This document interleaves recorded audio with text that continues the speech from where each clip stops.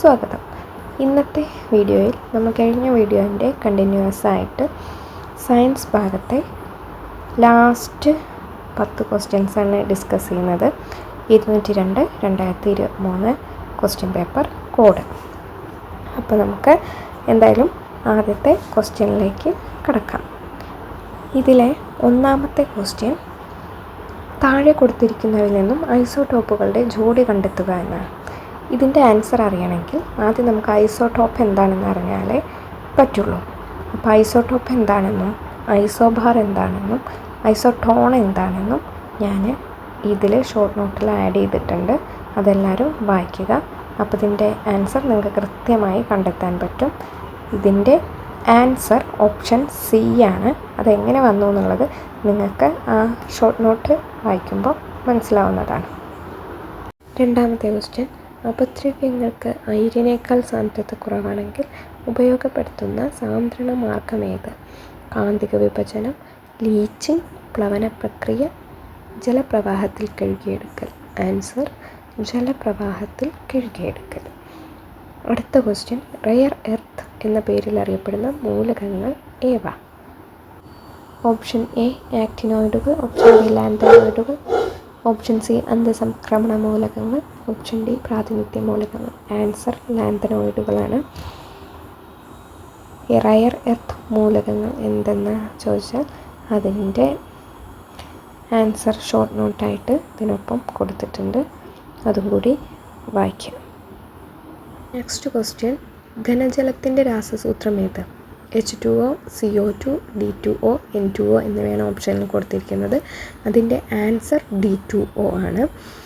ഇത് കൂടാതെ മറ്റു ചില രാസനാമങ്ങളും കൂടി ശ്രദ്ധയിൽപ്പെടുത്താൻ വേണ്ടി ഞാനിവിടെ ഷോർട്ട് നോട്ടായിട്ട് കൊടുത്തിട്ടുണ്ട്. അതും പഠിച്ചു വയ്ക്കുന്നത് നിങ്ങൾക്ക് നല്ലതായിരിക്കും. അപ്പോൾ എല്ലാവരും നോക്കിയെന്ന് വിചാരിക്കുന്നു. അപ്പോൾ നമുക്ക് അടുത്ത ക്വസ്റ്റ്യനിലേക്ക് പോയാലോ. അടുത്ത ക്വസ്റ്റ്യൻ, തന്മാത്രകളുടെ സ്ഥാനമാറ്റം മുഖേന താപം പ്രേഷണം ചെയ്യപ്പെടുന്ന രീതിയാണ്. ഏതാ രീതി? നിങ്ങൾക്കറിയോ ഏതാ രീതി? അതിൻ്റെ ആൻസർ സംവഹനമാണ്. ബാക്കി ചാലനം, സംവഹനം, വികിരണം ഇതൊക്കെ എന്താണെന്ന് ഞാനിവിടെ കൊടുത്തിട്ടുണ്ട്. അതും പഠിച്ചു വയ്ക്കുക. ഇനി നമ്മുടെ ഏഴാമത്തെ ക്വസ്റ്റ്യനാണ്, താഴെ തന്നിരിക്കുന്നവയിൽ പാരമ്പര്യ ഊർജ്ജ സ്രോതസ്സ് ഏതാണ്?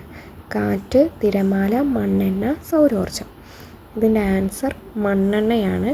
പാരമ്പര്യ ഊർജ്ജ സ്രോതസ്സുകളുണ്ട്, പാരമ്പര്യേതര ഊർജ്ജ സ്രോതസ്സുകളുണ്ട്.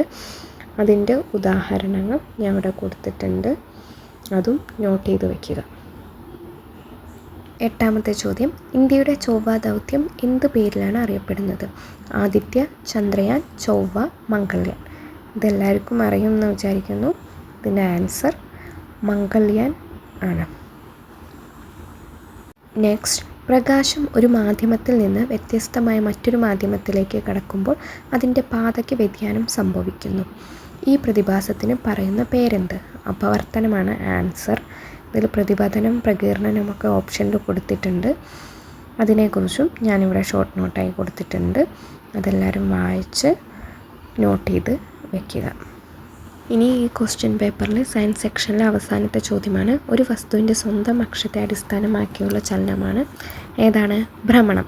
അതുകൊണ്ടാണ് നമ്മൾ ഭൂമിയുടെ ചലനം ഭ്രമണമാണ് എന്നൊക്കെ പറയുന്നത്.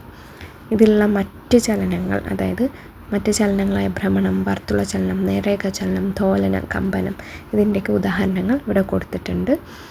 അതും നോക്കി നമ്മൾ പഠിച്ചു വയ്ക്കേണ്ടതാണ്. അപ്പോൾ നമ്മൾ ഇവിടെ കൊടുത്ത ഈ 10 ക്വസ്റ്റ്യൻസും കെമിസ്ട്രി, ഫിസിക്സിൽ വരുന്നതാണ്.